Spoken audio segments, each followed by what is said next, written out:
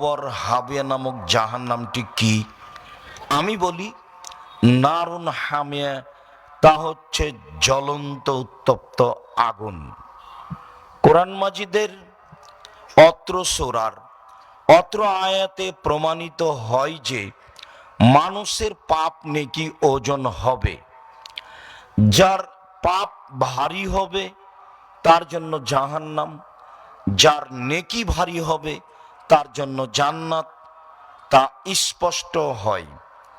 মনে রাখা ভালো হবে যে বিচারের মাঠে হিন্দুদের পাপ নেকি ওজন হবে না, এই জন্য যে তাদের কোনো নেকি নেই।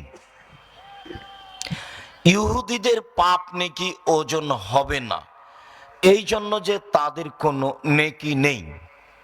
খ্রিস্টানদের পাপ নেকি ওজন হবে না, এই জন্য যে তাদের কোনো